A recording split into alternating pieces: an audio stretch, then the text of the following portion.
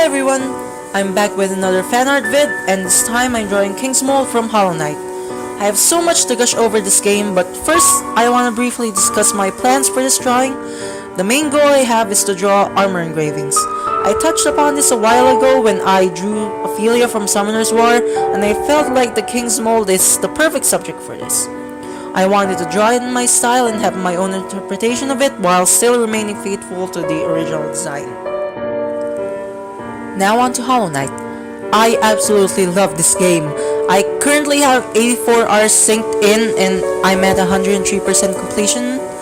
I started playing Hollow Knight at the same time I started my internship. It was a very good stress reliever even though the game was very challenging. I didn't have a compatible controller, so I relied on my keyboard, which is very limiting since sometimes it doesn't accept more than 3 inputs, so nail arts were out of the picture since when I charge up I couldn't move and jump at the same time. I also finished it at the same time as my internship. The Radiance took me more than a week to beat. I also have a strange control scheme there, but it works for me. The jump button is the up arrow key and the focus is the down arrow key. Looking up is Q and looking down is A. Attack is S and dash is D. Super dash is W and dream nail is E. And quick cast is F. It took me a long time to get the hang of attacking up and down, and sometimes I still mess it up. Maybe that's why I still haven't completed some things.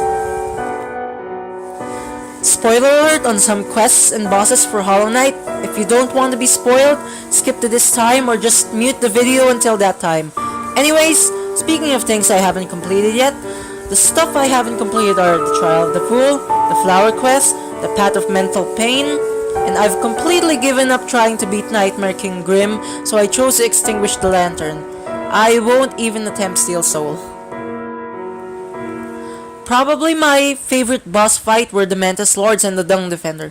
When I first faced the Mantis Lords shortly after I faced Hornet, I slightly knew what I was getting into and it made me nervous when one of them came down to fight me.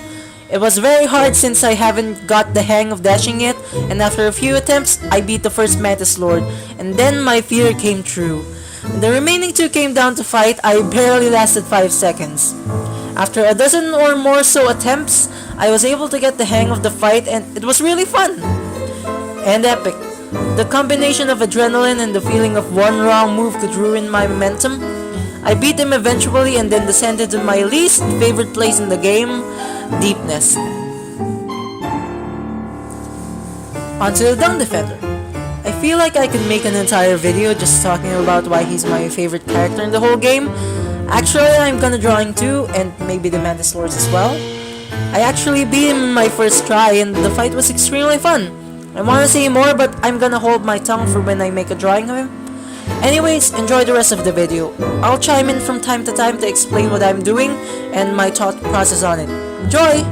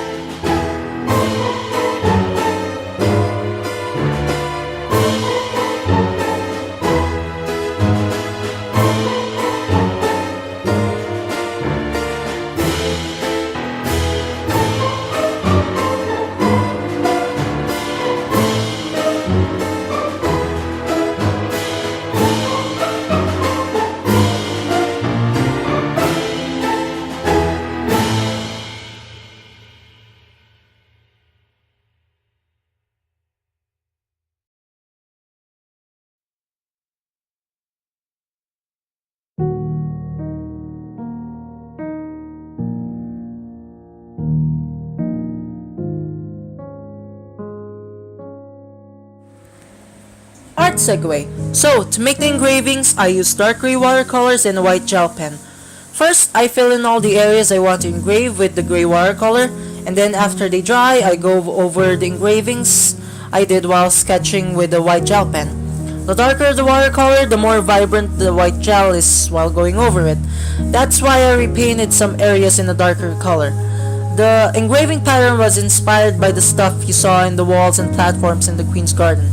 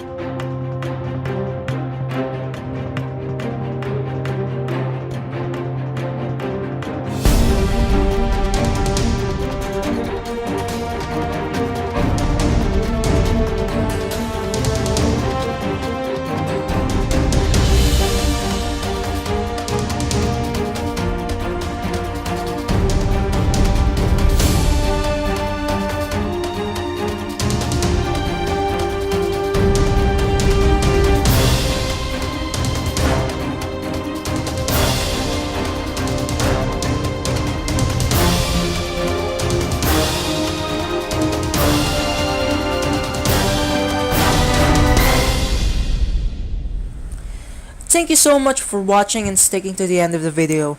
Don't forget to like and subscribe for more drawing vids. I also compose piano pieces as well as cover some anime songs in piano, so if you enjoy that, check out the rest of my channel. Thanks again!